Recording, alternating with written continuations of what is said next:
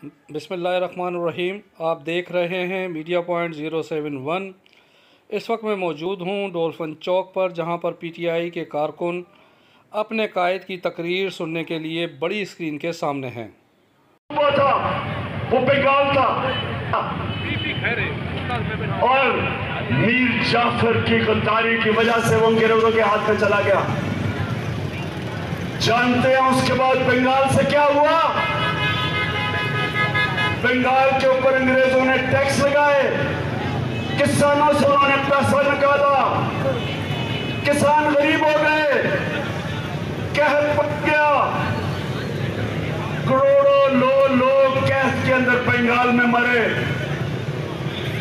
जब अंग्रेज आया था तो बंगाल सबसे अमीर सूबा था, और जब वो गया तो सारे हिंदुस्तान में बंगाल सबसे गरीब सूबा रह गया।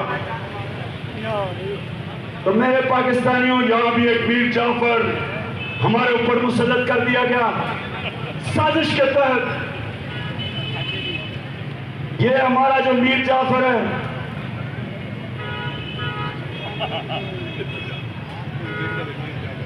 सामने उधर से उतर जाओ, वो गिर जाएगा, प्लीज नीचे उतर जाओ।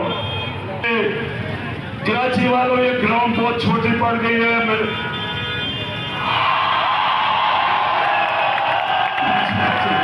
नीचे आ जाओ, गिर जाएगा जरा वो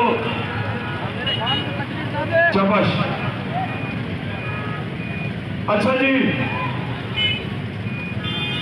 हाँ मैं डीजल पे आ रहा हूँ, अभी डीजल पे आ रहा हूँ।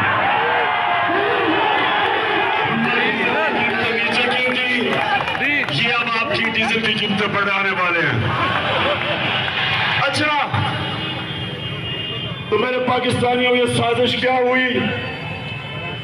आज से 3-4 महीने पहले हमें पता चला कि अमेरिकी सफारत खाने में उन्होंने ऑपोजिशन के लोगों से मिलना शुरू किया, और जिन लोगों ने हमारे से अपने जमीन बेच के जो लौटा हुए थे, इनसे भी मुलाकातें करनी शुरू कर दी। और फिर वो कई सहाफी जो खास तौर पे इस साजिश में मुलव्वस थे, वो भी अमेरिकी में एम्बेसी में और सफारत खाने में उनकी भी मीटिंग्स होनी शुरू हो गई। एक सहाफी ने मुझे 3 महीने पहले बताया, कहता आपको पता है कि हमारे ऊपर बड़ा पैसा खर्च हो रहा है। तो साजिश तो पहले से हो रही थी। फिर क्या होता है? अमेरिका में हमारे एम्बेसडर की मुलाकात होती है अमेरिकी ऑफिशियल डोनाल्ड लू के साथ, और ये सुने वो क्या कहता है। पाकिस्तानियों सुने ये क्या कहता है। वो पाकिस्तान के एम्बेसडर को कहता है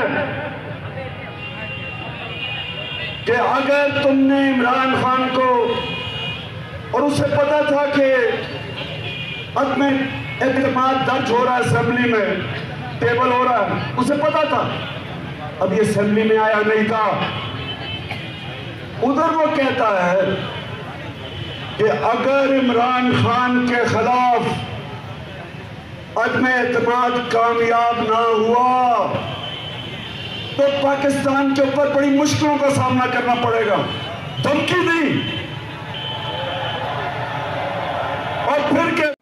Parvez Khan, media point, dolphin चौक, सक्खर।